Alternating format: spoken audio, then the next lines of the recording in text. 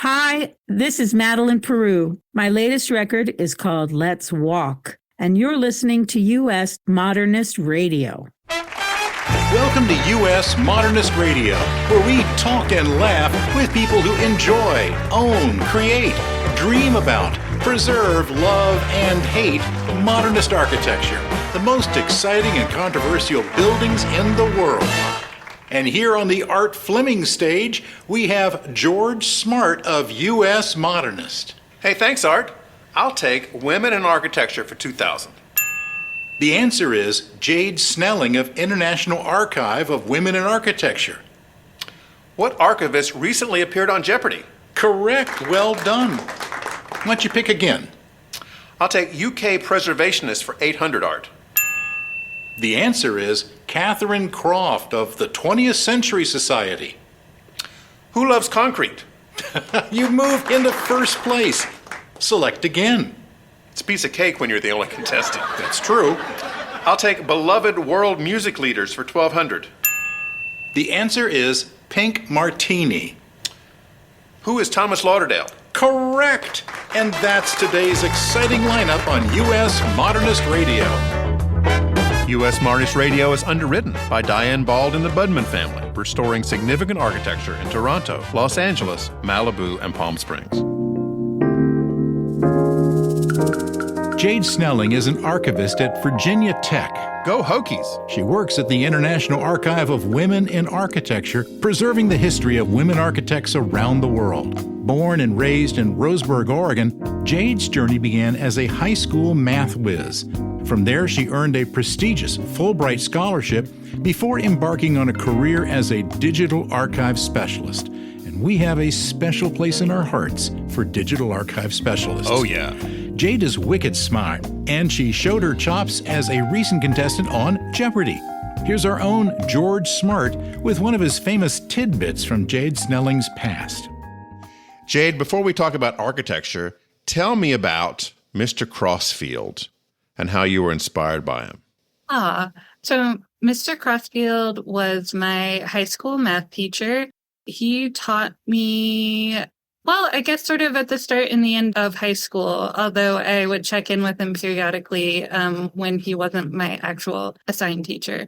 So I was on the honors math track, and he taught, sort of like the geometry. It was called like honors math in ninth grade. But it's basically geometry, I think some intro to trig and that type of stuff. And then AP calculus senior year. He co-taught that with another teacher.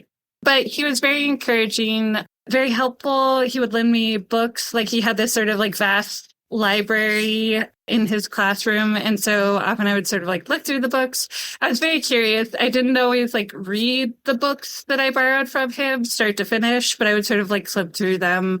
And so some of them were just about like the history of weird numbers. Like one was a history of the square root of -1, which is an imaginary number. I think I've seen the movie, yeah.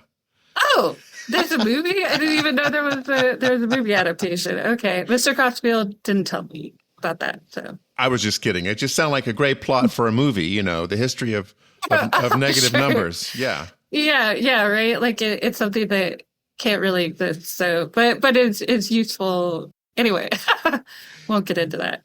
You're working for the International Archive for Women in Architecture at Virginia Tech. How long has that been in existence? It's been around since 1985. It started as a joint project between the College of Architecture and Urban Studies at the time. It's since been renamed the College of Art, Architecture, and Design, and university libraries. So that's where I am. And we are the collection management side of things. We do work with donors and develop our collections. So we will get in touch with people, or more often they'll get in touch with us when they're sort of like reaching retirement age, or they're about to move and they want to get rid of some of their stuff because they're downsizing. So we'll coordinate with people to bring in new material as well. Well, that's great. How many women architects have you all worked with so far with their collections? So we have around 450 collections. I think slightly more than that here at the archives at the moment. Probably the majority of those I haven't met or worked with directly. And many have sort of since passed away since they first donated. But right now I'm coordinating, or recently I've coordinated 3 to 4 donors. So yeah, it's kind of a decent amount of sort of keeping balls in the air of like, this conversation is ongoing over here and so forth. At many archives around the country, they're running out of room because this whole generation of architects is dying off and wanting to give them their stuff. Do you all still have room there for more people, more people's belongings? Well, yeah, that definitely is an issue. Space is definitely one of our chief constraints in terms of what we can accept. Basically, the way we do that is we also try to be sort of aggressive in our appraisal strategy, or semi-aggressive, I should say. There aren't necessarily any hard and fast rules, but we tend to not collect things like models, for example. Those tend to take up a lot of space. We try to store stuff flat in map cases. So yeah, we are definitely running out of room on our shelves.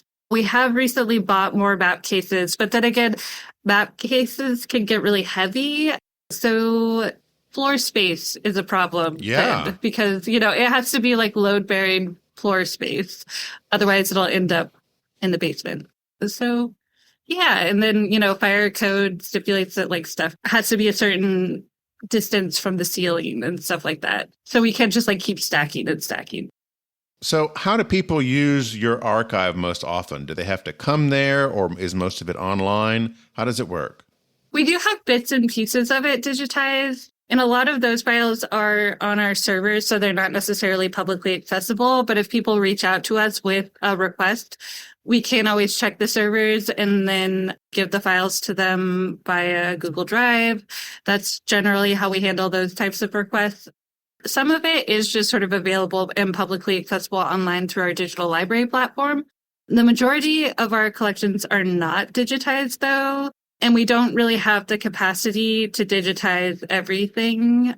And so, yeah, that's often a common misconception is people think that like everything of value is already online or everything is already digitized. But no, the vast majority of our stuff is still analog, and you kind of have to come and research in person if it's a particularly large collection. But for example, if someone requests like one particular project and there's only like 20 drawings or something like that, we could digitize that and send it to them. So we do negotiate the size of digitization requests, but yeah, it's sort of on a case-by-case discretionary basis. And who are your biggest hits in your archive? Who are the women that people come to look for the most? Ooh, yeah, that's a difficult question because people have such different research interests. I will say in recent years, one architect, Liana Zembler, has been very popular among some of the researchers here. So, for example, the IAWA Center over in the College of Art, Architecture, and Design, they give out a prize, like a research prize every year. In the past couple ones, the researchers have been primarily interested in her collection. So she was born before World War II in what would now be considered the Czech Republic, but she was Austrian, and she was the first registered woman architect in Austria. And we have 4 boxes of her materials here. So it's both work that she did in Austria before she immigrated and then work that she did in California after she immigrated. Do you get any materials from international architects like Zaha Hadid? We do get international collections for sure. The difficulty with that is that it's very difficult in terms of like international shipping. It can get very expensive. We try to support people if they want to send their material to us, but we also try to connect people as often as possible with archives that are more local to them. So we do have a large number of international collections, and a lot of that is also an artifact of Milka Bliznikov's tenure here. So she was kind of the force behind the founding of the IAWA, and she was from Bulgaria originally. So a lot of the collections that we have are from her sort of professional network in Europe, and then they're outgrowths of that professional network. a lot of it's sort of still word of mouth, honestly, like the way that people are sort of becoming familiar with the archive. It's like they had a personal or professional connection with her. Whereas like Zaha Hadid, who's so famous in her own right, I'm sure she has her own archive somewhere. Same with like Denise Scott Brown. I don't know if their collections would necessarily come here. They're so prominent. Your organization was founded by Milka Blitznikoff. What prompted her to create this? She, being a licensed architect herself, and then also teaching future architects, because of course she was a professor here at Virginia Tech, she sort of had experience with what the next generation was being taught and who they were being told to look at in terms of role models. So as a woman herself, she often got the question from her students, like, where are the women architects? Why do we not have visiting lecturers who are women? Why do we not see examples of women practitioners in our textbooks or, you know, the case studies that we're sort of taught to examine as students? I'm a woman, and many of the practitioners that I know do happen to be women. So I know it's not a problem of they just don't exist. It's that they're not being documented. Right.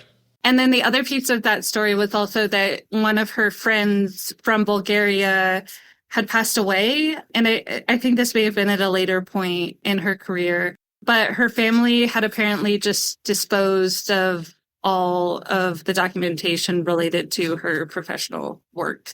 And so in order to prevent that from happening, she obviously made the connection of like, we have to preserve the work in order for there to be adequate representation of who is practicing as an architect, as well as the type of architecture that women are designing.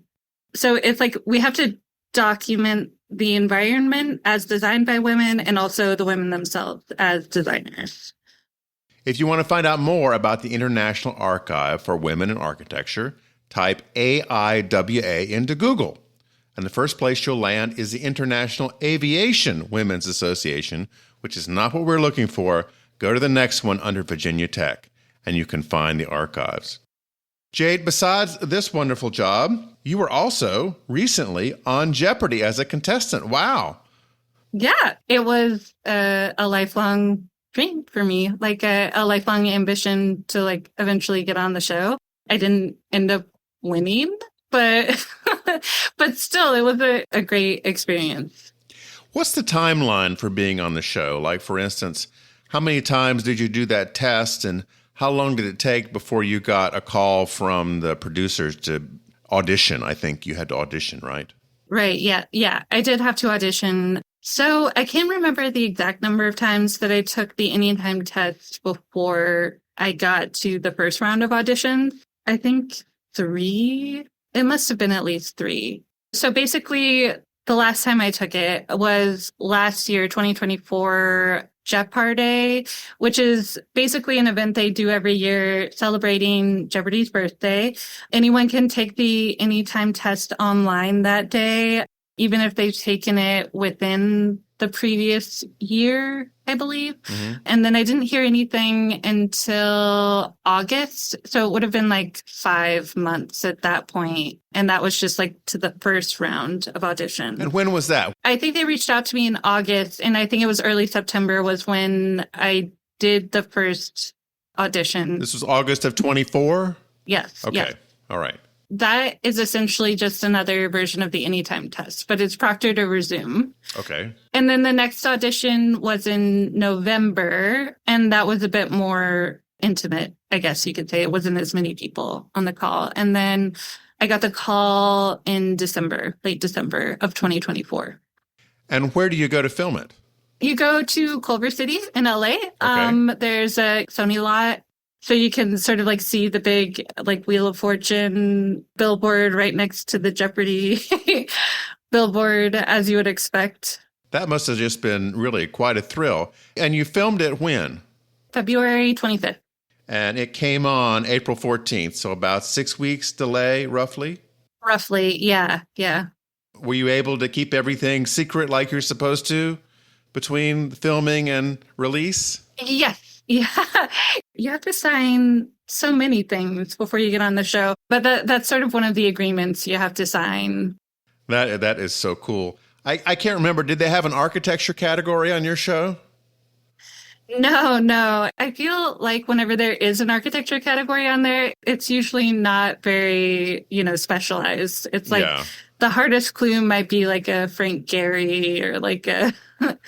I guess the average person doesn't really know that much about architecture, seemingly. No, we're trying to change that, but that's true. The average person doesn't. In fact, I read consistently that the only architect that most Americans can even name is Frank Lloyd Wright. Right. I mean, that tracks for me as well. Like, even when I try to describe what I do to lay people, they're like, well, name a woman architect. And I'm like, you're not going to know. Right. I'm just going to say a name and you're going to have a blank look on your face. Well, last question. On the show, you shared that you had done a shot-for-shot remake of Buffy the Vampire Slayer's musical episode, Once More with Feeling. So I have to ask, is this on YouTube anywhere? Well, it is, but I'm sort of keeping it under lock and key. Because it's not especially good. And so I also did want to make a correction. I realized after my anecdote that I never said like the specific song that we remade, and it was Walk Through the Fire. Just to sort of lay the speculation to rest, I guess. Well, I know people now will be searching YouTube for the song. You're a good sport. Thank you so much, Jade. This has been really fun to talk with you. Of course. Yeah, happy to be on. Thank you for having me. That was George with Jade Snelling. Catherine Croft is one of the UK's leading architectural conservationists. She is the director of the 20th Century Society, dedicated to protecting Britain's most significant 20th century buildings. Since stepping into her role in 2002, Catherine has been a powerful advocate opposing the demolition mentality threatening modernist buildings. Under her leadership, the Society has fought to save landmarks like the Centenary Building in Salford, winner of the prestigious Sterling Prize. Her book, Concrete Architecture, is a guidebook of sustainable preservation practices for architects, conservators, and enthusiasts. Here's George's conversation with Catherine Croft. Catherine, before we start talking about architecture and modernism and brutalism, let's talk about something that I think you first warned us about in 2016, and that was postmodern heckling. You were getting ready to have a big conference on postmodernism, and I read you were anticipating heckling at that. Did it actually happen? I think there were some people who felt that it was a frivolous subject and not really something that was worth talking about. But on the whole, we had a pretty good response. And the conference was followed up by Historic England, who went ahead and listed quite a few postmodern buildings. And subsequently, we have successfully campaigned for good alteration schemes to a number of postmodern buildings. So I think it was a bit of heckling, but it was worth it, maybe is my answer. So has the love for postmodernism increased in the UK? Yeah, definitely. I think it has, and particularly amongst younger people. I think people do recognise that it's a very distinctive set of buildings and that it's a type of architecture that was both, there are some really high-end fancy buildings in the postmodern style, but it's a style that really affected a lot of commercial buildings, shopping centres, a lot of the buildings that people use on a day-to-day basis as well. I think that's provoked quite a lot of interest. Now, for the last 23 years, I think, you've been head of the C20 Society. What is that all about? Yeah, I can't believe it's been 23 years. I did start off very much part-time and my involvement's grown and we've become a bigger organisation, more able to employ people. But so 20th Century Society campaigns for the preservation of buildings from 1914 onwards. And initially, we concentrated mainly on interwar buildings, so Art Deco and early modern buildings. But we've moved on to look at brutalism and postmodernism. And we've made the decision that we're not going to stop at the year 2000. We don't think there's a definitive break in what's happened with architecture. And we're beginning to campaign for 21st century buildings. Oh, great. So you won't have to change the name. You'll just extend it a little bit. We have endless debates about our name. You have written the book Concrete Architecture, which is all about some of the brutalist buildings. I know here in the U.S. we have a growing movement of anti-brutalists, people who just want to wipe out a lot of these buildings that came in the 60s. Do you have those same kind of critics in the UK? We certainly haven't got a lot of people specifically gunning for brutalist buildings. There are a few kind of older critics who I think still don't get it and don't like brutalist buildings. But I think even they are beginning to realise that they have got enormous historic interest and wouldn't want to get rid of them for that reason. And there's a huge number of people who are incredibly enthusiastic and definitely feel that, to call things concrete carbuncles or concrete monstrosities is completely out of date. So I think brutalism in the UK has got pretty sound and growing fan base, actually. I have both a technical and a practical question for you about brutalist architecture. I know the buildings that were built in the 60s really over time were kind of impossible to heat and cool properly. People just had endless issues with trying to get the air conditioning to work or get the heat to go evenly through the building. So has the technology of the HVAC improved along with brutalist buildings that are being built now, concrete buildings that are coming in? I think, definitely the technology has improved.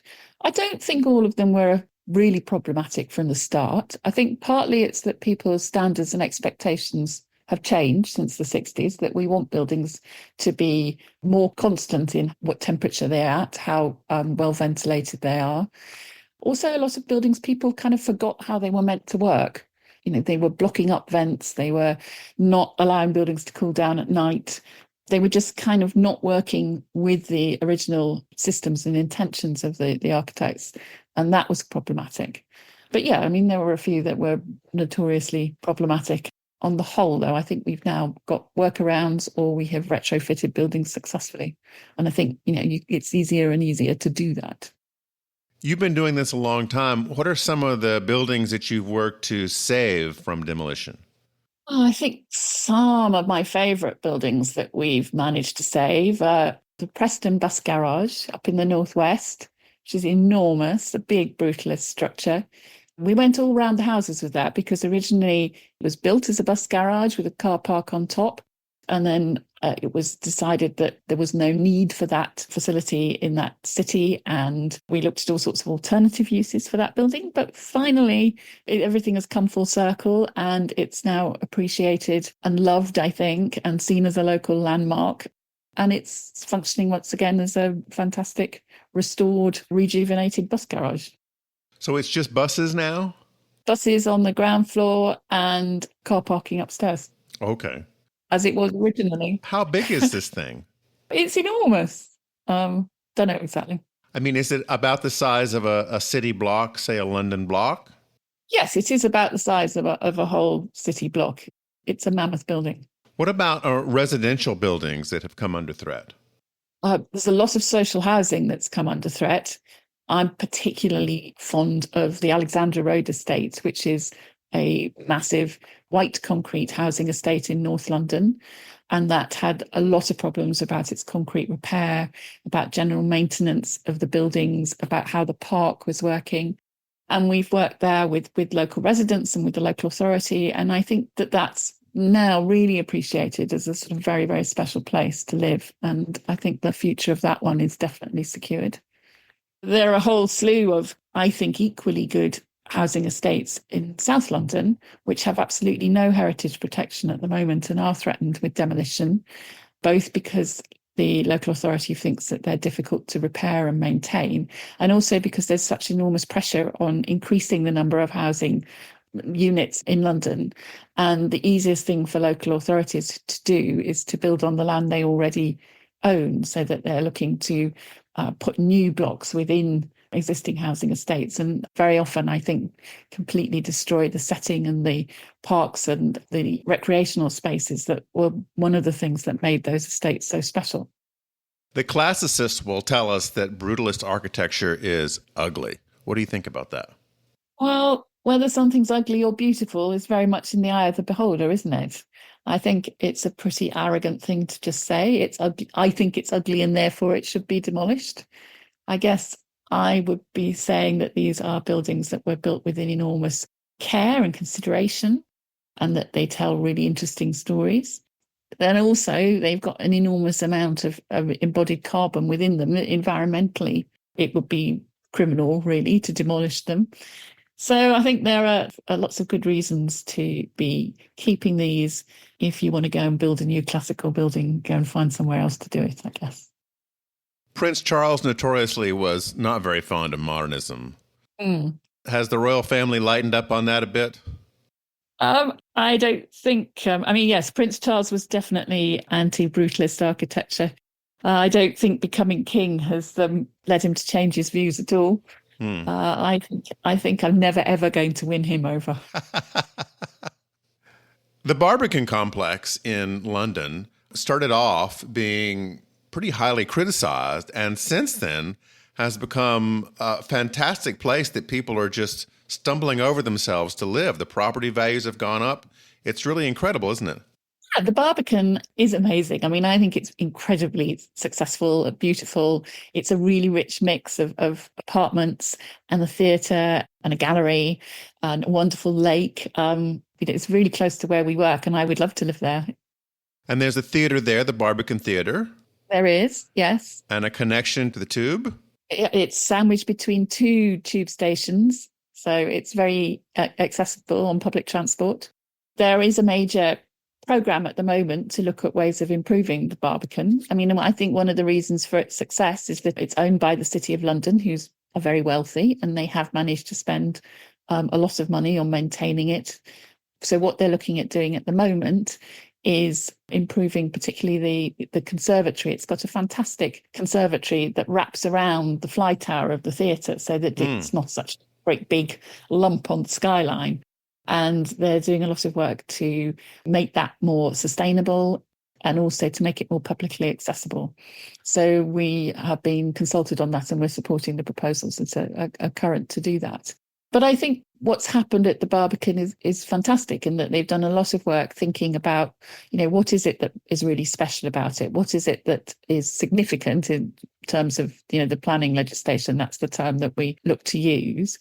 And then they've got something to benchmark all the proposed alterations against. And I think that they are really managing to address all the problems and all the issues about changing it to deal with more people coming into the area, to deal with things like climate change, to address all those by reinforcing what makes that place special rather than kind of working against the character of the place. What buildings are in danger now? What are you working to keep from destruction? Well, we put out a list of 10 buildings at risk every 2 years, and we've just done that. The short answer is there's an incredible range of buildings that are threatened with demolition. Some of them are buildings that are listed and theoretically have protection, and some of them are ones that are too young to have ever been assessed. So we always try and pick a list of buildings to show the kind of full spread of 20th century architecture, because I think that's one of the reasons that we are so passionate about what we do, is that we feel 20th century architecture is incredibly varied and rich. So our most recent list has buildings from all over the UK, and it has buildings from practically every decade of the 20th century and lots of different types of building. For the first time, we're beginning to look at the buildings that were built to celebrate the millennium as well. So there was a huge emphasis on doing that in the UK, not least because it came just after we'd set up the National Lottery. So a lot of money that was generated by the public lottery was put into building projects. One project that you have on your endangered list I wanted to talk about was is it Bury Market Hall? Oh, Bury. Yes. Market Hall. Yes. Which really reminds me of the Saarinen Terminal at JFK and Washington Dulles, really sweeping building. And how can that be under danger? I mean, it looks practically new. You're right, it does look practically new. It still looks kind of modern and even futuristic, doesn't it, when you see the photograph? And obviously the Saarinen building at JFK has been really successfully reused. It's now a fantastic, very glamorous hotel. One of the problems at Bury is that it used rack concrete, which is reinforced, aerated, autoclaved concrete. It was a way to try and make concrete lighter so that it was easier to transport to site and therefore cheaper, but also had really good insulating properties still. So, I mean, it was a kind of wonder product, but unfortunately, it's been recently discovered that it doesn't last nearly as long as everyone hoped it would. So there are planks of rack concrete in the roof of that market hall, and it would be very possible to replace those. But I think there's a sort of panic about rack concrete here. Whereas, the market hall is flourishing. There are stall holders there who are doing great business and want to stay. So in that instance, it's about saying, there are ways of getting around this. There are ways of repairing this building. Let's go for that solution because it's such an extraordinary structure. It really is. Is this kind of rack concrete prevalent in the UK? It was used pretty extensively for about 15 years, and some of the most famous buildings of the post-war period that are listed do have some rack concrete. So it is a real problem. So there's a fantastic set of student residences that are known as the ziggurats, because they are ziggurat shaped, at the University of East Anglia, which is one of the most famous buildings by Sir Dennis Lasdon, who designed our National Theatre. They've got rack, and the university's trying to work out what to do with them. Arne Jacobsen, the Danish architect who did a college at Oxford University called St Catherine's College, and they're struggling with their rack concrete, although they are actually leading the way and are doing a really careful programme of works at the moment to replace it. But it's been a real problem. And at St Catherine's College, they've had to move all the students out for a long period of time. And the whole of the college is full of great big tents to provide temporary accommodation. So it has been a real issue for us here. If people want to learn more about your group, where should they go? They should come to our website in the first instance, which is www.c20society.org.uk. And there's lots of information there about our risk list, about a campaign we've got to address getting buildings listed when they reach their 30th birthday, which is a big turning point in terms of how historic building preservation works in the UK. And lots of stuff about our events and our publications and our ongoing casework. And you have a great magazine, too. Thank you. Yeah, no, I love doing our magazine. I love working. We have a great graphic designer and lots of enthusiastic contributors. So, yes, we do a magazine only twice a year, but it's mainly for our members. But we definitely sell that through the website and specialist bookshops in the UK. Thanks so much for talking with me, Catherine. Not at all. George was speaking with British preservationist Catherine Croft. Thomas Lauderdale is the pianist, composer, and founder of the genre-defying band Pink Martini. He launched Pink Martini in 1994 in Portland, Oregon, to blend music and progressive politics. Since then, it's grown into a global sensation, with 7 studio albums and over 2.5 million records worldwide. And a new one on the way. Pink Martini's eclectic sound blends languages, genres, and cultures, from their breakout French hit Sympathique to collaborations with legends like Carol Channing, Rufus Wainwright, and even the Sesame Street cast. A classically trained pianist and Harvard grad, Go Crimson! Thomas and Pink Martini have played sold-out shows at every major world venue, including Carnegie Hall and the Sydney Opera House. Thomas Lauderdale spoke to George recently from Paris. Thomas, before we start talking about music, let's talk about crime. I understand that a number of years ago, somebody stole the Pink Martini van. What was all that about? Well, so we had this sort of very sketchy white cargo van. The artist Kenny Sharp came to town and was doing a show at the Portland Art Museum with our dear friend Paige Powell, who was Andy Warhol's sort of right-hand person at Interview magazine for the last 7 years of his life. And then she went on to become the associate publisher of Interview magazine, and was largely responsible for Warhol's relationship with Jean-Michel Basquiat, among others. So Kenny Sharp painted the van in his sort of whimsical style, spray painted the van and customized it. And it was parked in the lot across the street from the building where I live, which is an 1878 brick cast iron building. And somebody broke into it and stole it. And it was the first time that I actually ever thought to use social media to try to get it back. So we went on a big campaign. We had, more reporters came to cover that than any other time in the band's history. there were sightings all over town, and finally we ended up in some sort of like junkyard in Gresham, Oregon, and the person didn't realize what he or she had, and spray washed it. So it was sad. But you got it back. We did, but I mean, they'd really torn it up. I mean, they were totally nuts, and so the whole thing was kind of ruined. The painting was gone, and the Kenny Scharf art was gone, and so that ended that truck saga. Well, this is the 30th year of Pink Martini, right? Yes. And you've been described as one of the most successful small orchestras in the world. And based on your touring schedule and longevity, I can see why. Well, it's been sort of an amazing ride. I never imagined that I would be in a band that would be traveling around the world.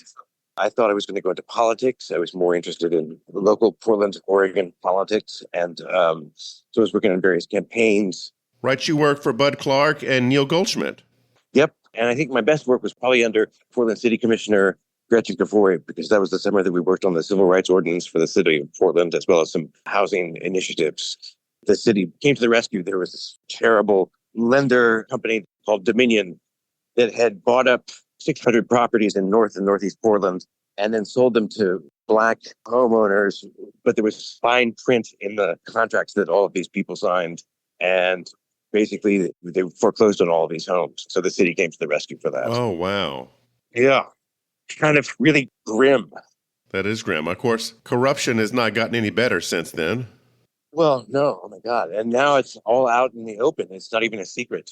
Well, what's crazy to me is that, I would say a third of our audience voted for Donald Trump, which is astonishing to me because the music is so not that. Right. And the message of the music and the band is so much more inclusive. I've always said that I wanted to appeal to conservatives and liberals alike and everybody in between. And I guess that's what we've created. Very successfully. And you have a new EP out called Bella Ciao with 4 songs. Yep. And one of those is a reworking of an earlier release you did. It's called Aspetami. Am I saying that right? Aspetami. Aspetami. Okay. A beautiful song. What's the history of this song? It's a song that China and I wrote back probably in 1998. We wrote it kind of like as a James Bond sort of theme with strings and harp and, full orchestration. When we were recording it for the second album, we could never just get the feeling quite right. And so we ended up just releasing a version with guitar and China. Dan Banley on the guitar and China Thorpe singing a very sort of small, intimate version of it. And this version is the version that I tried very hard to record 25 years ago. And finally, I feel like we've recorded it in its full glory finally. Here's Pink Martini with Aspetami.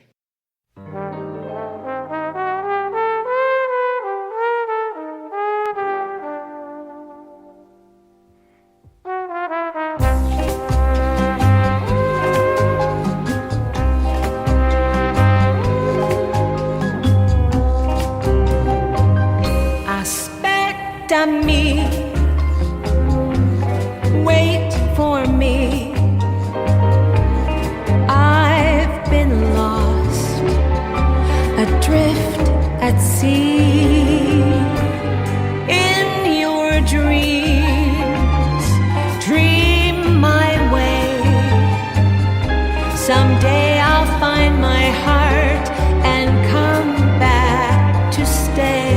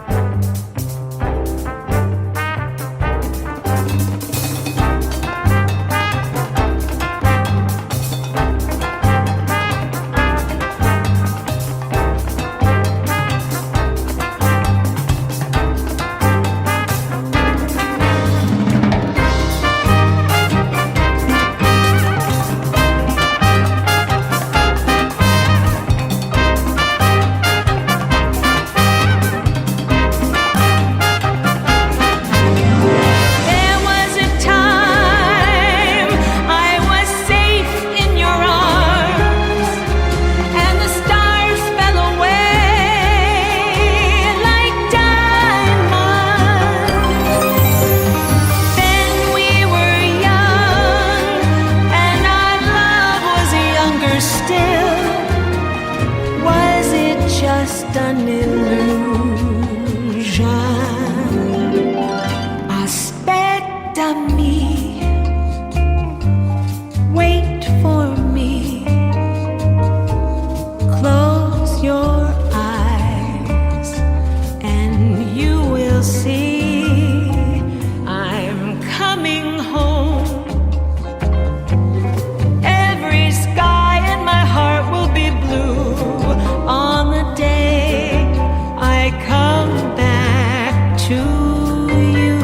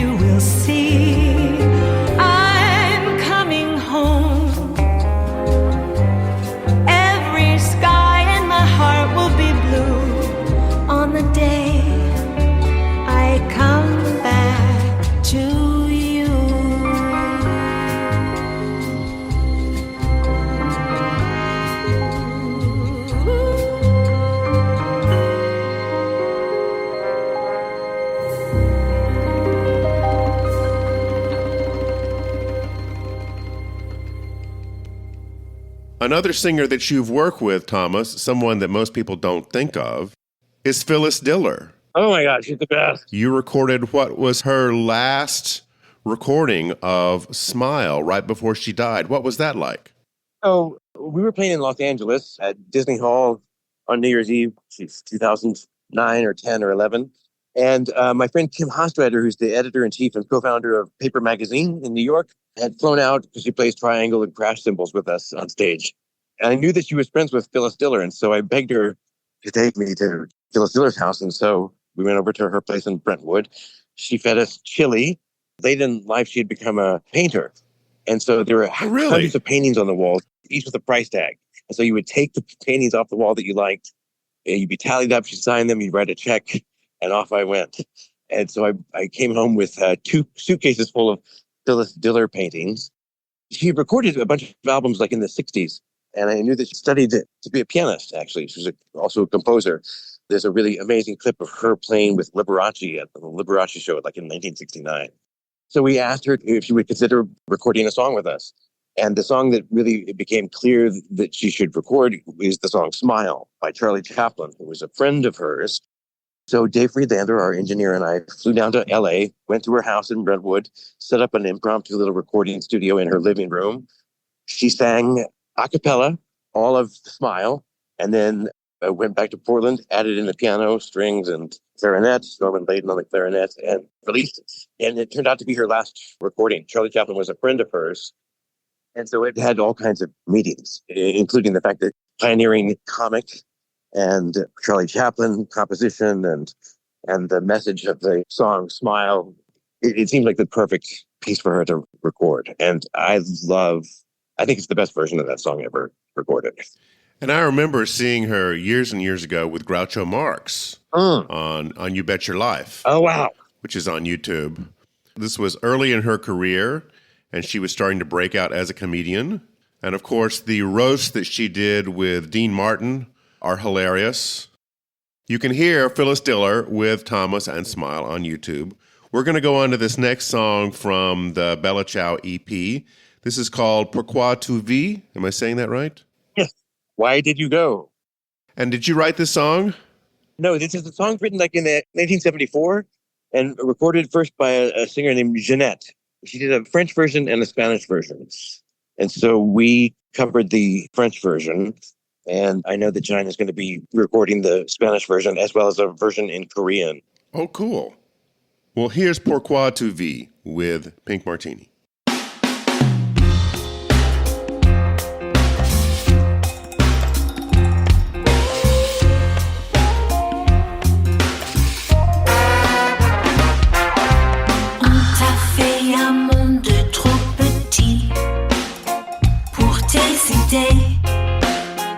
Pour l'appétit de tes grands yeux écarquillés sur l'infini. Tu es prisonnière de ta maison, de tes parents, de cet adulte qui te dit qu'il a raison et qui te ment.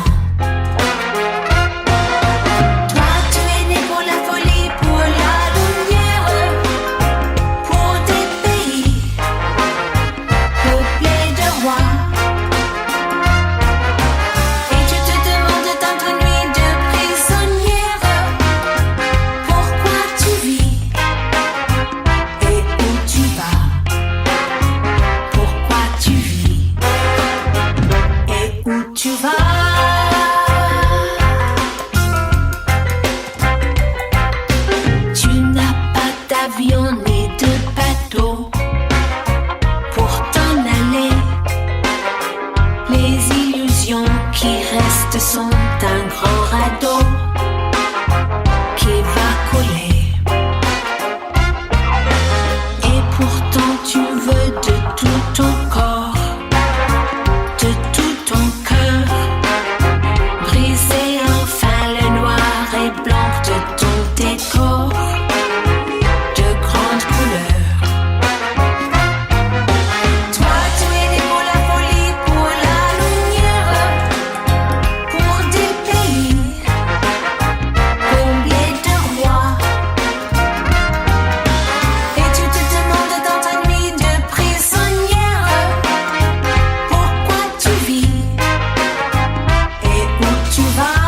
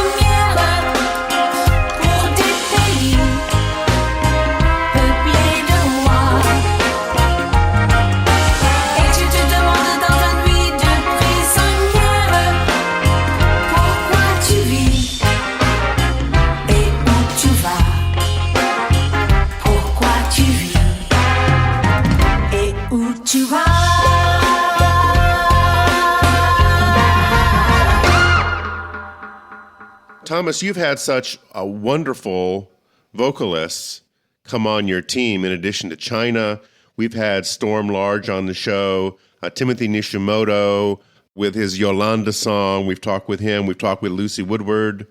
Have you ever thought about getting somebody like Seth MacFarlane? It seemed like he'd be perfect for you guys. Oh, I hadn't really considered that, but yeah, that would be interesting.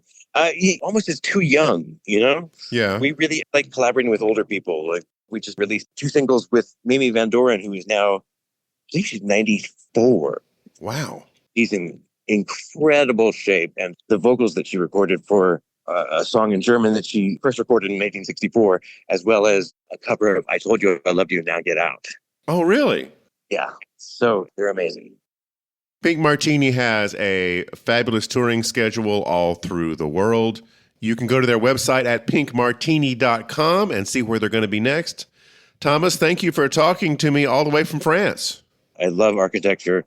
I bought my building, which is an 1878 cast iron storefront in downtown Portland in the business district, to protest this horrible building that was and constructions that were going up in Portland and continue to.